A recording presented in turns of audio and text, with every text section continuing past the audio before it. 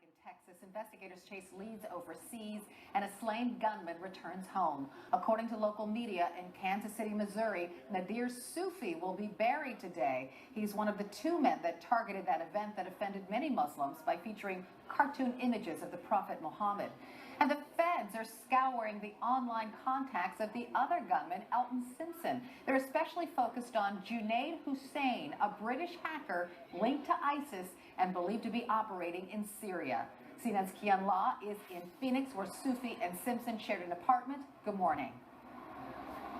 Good morning, Carol. We're learning much more about Elton Simpson, and I want you to take a look at this video. The video itself is innocuous. It is from 2012. It is a fundraiser, but we actually see Elton Simpson. We get a sense of his personality. We've been hearing all week that he's so mild-mannered, that he wasn't violent, that he was calm. You actually see it now. You can hear it in his voice, and we're also hearing the fortitude of his faith in this video clip. Take a listen.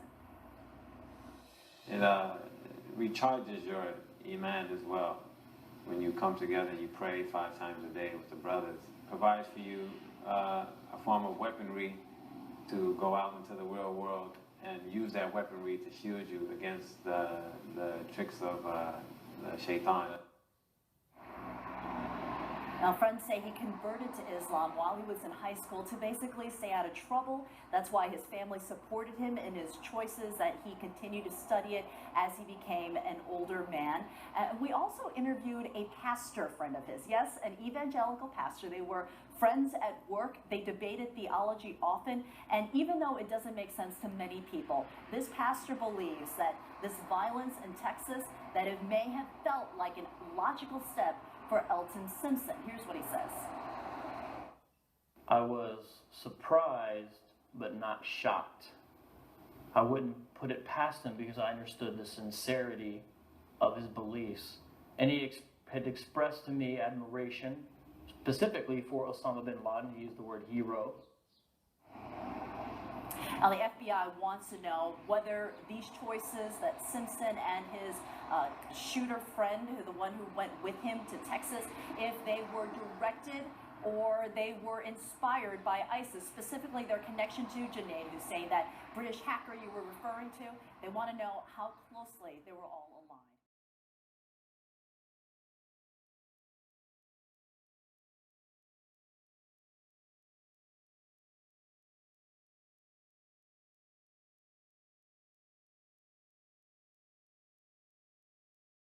Continuing on. And the same thing goes to every Hebrew Israelite listening. We've been working on this all night, Phoenix Police Sergeant Tommy Thompson said during a Friday morning news conference outside the Smith family home. Okay, earlier what I was trying to say is about the idea of God told him. Sorry, I know my thoughts are a little scattered. I'm trying to get this together. I'm getting it together here, people. This is a problem because some of the news thinks that Austin thinks he got a message from God, like he was hearing voices, and then went and killed. That's not it. It's his interpretation of what he thinks is just to do in the 21st century to an adulterer, even though he didn't have. And we're going to get back to that because I am going to critique the doctrine. My heart is filled with empathy, but I don't have empathy for wicked Hebrew Israelite doctrine. My heart is filled with empathy for these beautiful little children. And Ron Freeman, yes, he's a man made in the image of God. And Deja, I don't have empathy for the wicked Hebrew Israelite doctrine. I'm going to let you know that. That's why he's saying this. Look at this. Look at the camp that rejected him. Look at these comments. GMS, how to be a god. First of all, look at this guy's name. This is the problem. You guys think you are a judge, jury, and executioner. GMS, how to be a god. Your religion is a giant power trip. And then here's the bad thing. I don't like this prediction I'm about to make, but I'm going to make it. And you Hebrewites are going to get mad, but it's just a fact. The more your religion grows, which it is growing, the more guys like Austin you're going to get. Because these acts are not discordant with a lot of key premises, especially in One West Hebrew Israelism. I believe as well. But I mean, look, you see how clear it is. Again, this is a Hebrew Israelite, not a Muslim, not a Christian. Austin Smith, accused of quadruple homicide, is a Hebrew Israelite. But I'm telling you, true as true can be. These dudes were trying to get dudes in the crowd to jump me. And I could tell you numerous examples. John McCrae was there and Alberto Nungare was there. And they both know they were egging on the crowd to try to get me hurt. But you know what? We were there. And you know what? If I ever go out to one of these camps and something happens, if it's on camera or it's not, the second people know about it, it's going to be one of the most harmful things to Hebrew Israelite to ever happen. If I go out to a camp and something happens, because it's gonna turn me sort of into a martyr. I'm not saying I really am. They could stop me, but they're not going to stop the gospel counterinsurgency. You know what I'm saying? According to Phoenix police, he shot his wife and one of his own daughters. Police say Mayan died from blunt force trauma. Mayan is 7 years old. He beat her to death with a baseball bat. Smith later told police he confronted his wife after she arrived home from a local bar. According to the police report, she denied the affair, but Smith shot her anyway, quote, because he believed God told him to do so. The police report states that Smith shot his 5-year-old daughter because she had, quote, exhibited bad behavior he deemed against God's laws. You hear that? The second I saw the story, I recognized him. I confirmed it, but I recognized him and I knew he was a Hebrew Israelite. I know they're going to get mad, Hebrew Israelites, when I go live on this, but I knew this man personally. I stood beside him. I have video, and I know his camp leader. I know this camp, and it's a Phoenix-only camp. It's a Phoenix-only camp. It's called Yahushai's Servants in Yisrael. They are breakaway from GMS, Great Millstone Israelites, if you're wondering. You've heard about the anti-Semitic attack by 2 black Hebrew Israelites in New Jersey in December 2019. You're wondering why. You want to understand, why did David Anderson and Francine Graham murder 4 people? Why did this couple specifically target Jewish Americans? Well, I'm here to break it down. My name is Vocab Malone. I'm a researcher who specializes in what is called the Hebrew Israelite community. If you want to understand the Jersey City shootings, give me 13 minutes and I'll give you 5 reasons. You definitely need to hear the last 3, I guarantee. Number 2. Black Hebrew Israelites teach that God hates certain people based strictly on their ethnic background. Before I explain the second reason Jersey shooter David Anderson did what he did, you need to understand something. These next 4 reasons are not universally held by all black Hebrew Israelites. Reason number 1 is something all the various groups within the movement believe, namely that Jews are usurpers. But these next reasons are generally held by what are called the One West Hebrew Israelites. One West Hebrew Israelites are composed of multiple factions, but all trace their ideology back to a school in Harlem, New York, founded in 1969. Examples of the One West groups or camps are IUIC, ISUPK, ISBHPK, ISOC, GOCC, AOC, AOI, LOI, FWOI, Sakari, THUG, GMS, and the ICGJC. Reason number 5. Black Hebrew Israelites teach an eschatology of revenge and slaughter. Did you know David Anderson planned to murder many more people than he did? His aim was to do even more damage. An active pipe bomb was discovered on the scene, and its primary target may have been the 50 Jewish children at a nearby yeshiva school. But here's what's shocking. The style of black Hebrew Israelism Anderson followed teaches that there will be an end-time slaughter, much worse, in which black Jesus, black angels, and the black Hebrew Israelites themselves will be murdering everyone who is not in their religion, those who are not of the right race. And this is reason number 5 for why Jersey shooter David Anderson went on a rampage that tragic day.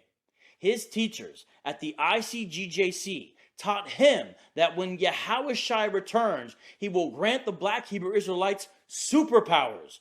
These superpowers will enable members of the cult to destroy all enemies. Remember, their enemies are based on ethnicity and nothing else. The Poverty Law Center found that, quote, the extremist fringe of the Hebrew Israelite movement is black supremacist. It also wrote that the members of those groups, quote, believe that Jews are devilish imposters and openly condemn whites as evil personified, deserving only death or slavery, close quote.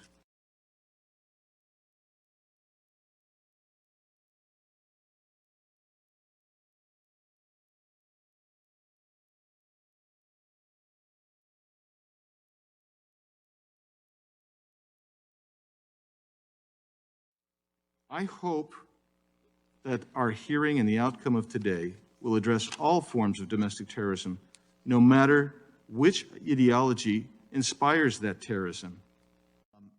An article from August 29, 2008, it's a report from the Southern Poverty Law Center about the Black Hebrew Israelites entitled Racist Black Hebrew Israelites Becoming More Militant, and also a 2019 SPLC article describing the New Jersey attack and the militancy of the Black Hebrew Israelites.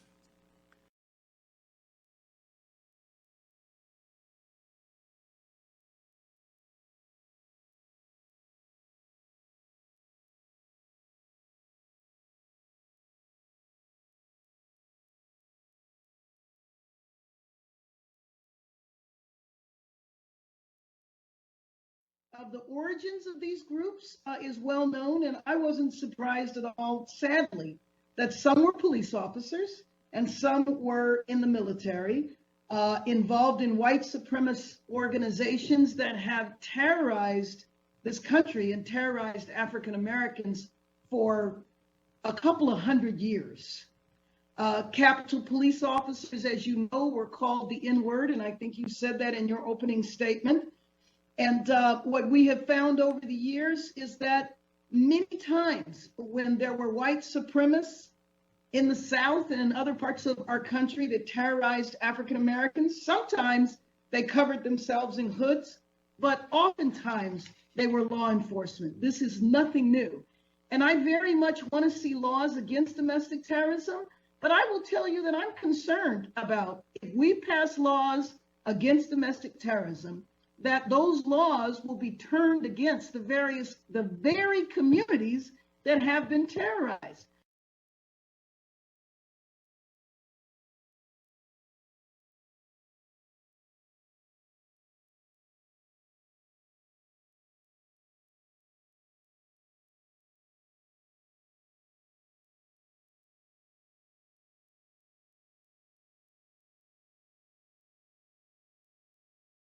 So the COINTELPRO has been discussed, initiated by J. Edgar Hoover.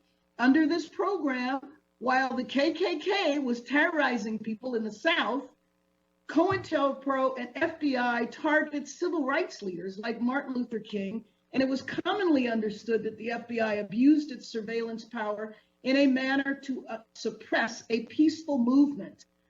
Given this history, it's not a leap to recognize the need for scrutiny of FBI activities in Black and African American communities.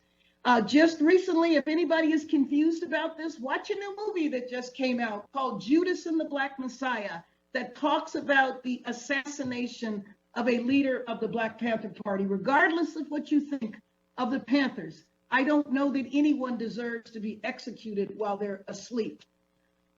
There is a police officer that on his deathbed just the other day had a deathbed confession that as an African-American member of the New York Police Department, that he was involved and the NYPD was involved in the assassination of Malcolm X.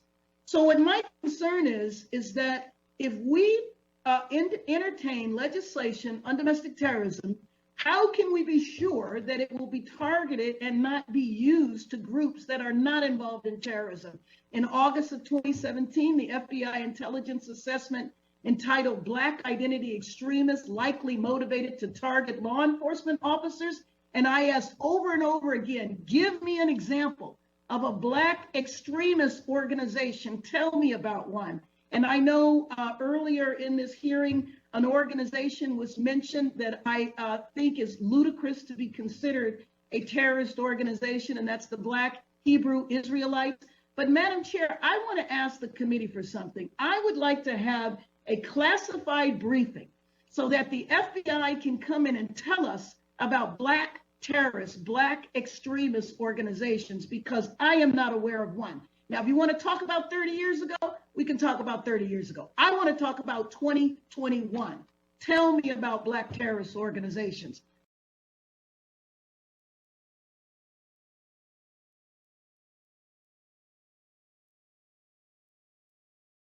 Of the chair.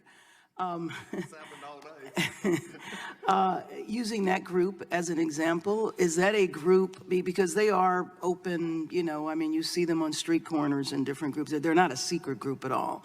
Is that group part of the racially motivated extremism? The group. I understand the act that took place. I understand the individuals, and it's not clear their level of association. And it's not clear their level of association. And it's not clear their level of association. What I would say to you on that is that we have some investigations into individuals who associate themselves with that movement. Beyond those two people? Yes. Okay.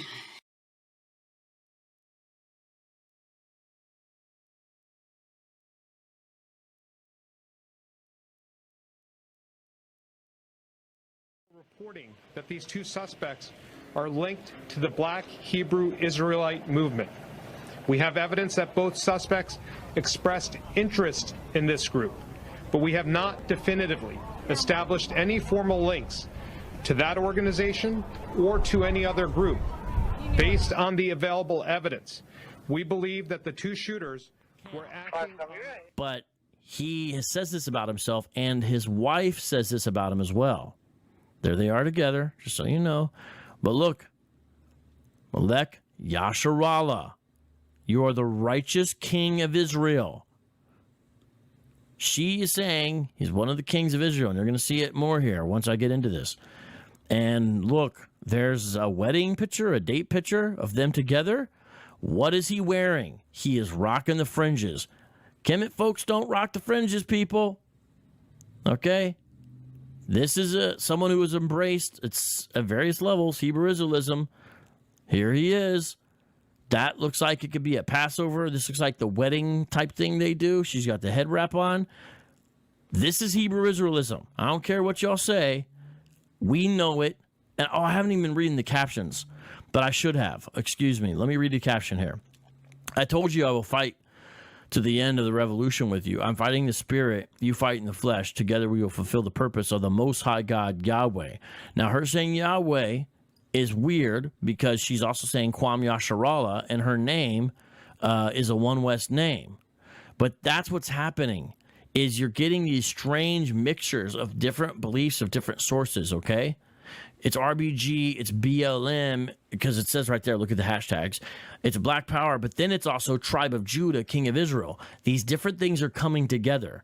So someone's going to point to one thing and say, oh, no Hebrew Israelite would do that. Let me talk to you Hebrew Israelites for a second. Hebrew Israelites who are more traditional, like in the camps and stuff, guess what? You guys are not in charge of what makes an Israelite, a Hebrew Israelite, or what's proper belief. Because you don't have creeds like Christians do. You don't have confessions like Christians do. You don't have systematic theologies like Christians do. You don't have catechisms like Christians do. So what do you believe? You just literally change it. All the camps got different beliefs. None of you believe the same thing. And so you can't tell me, oh, well, he's doing this, she's doing that, so they're not proper Hebrew Israelites. No, they embrace Hebrew Israelism. They just embrace other stuff too. But you guys are not in charge of this thing anymore. And I see all you Hebrew Israelites out there getting all excited. Oh, it's growing, yay! Kwam Yasharallah! But guess what? When it grows, it's going to get the wild ones up in there too. It's going to get the rogues. It's going to get folks trying to do their own thing. And then you're going to try to disown them. And yeah, maybe they're not in your group or organization. But this guy's not a camper. He's not in any camp that we know of. He's not affiliated with any camp that we know of. He's got these ideas of Hebrew Israelism mixed with revolution now type ideas. This is a bad mixture.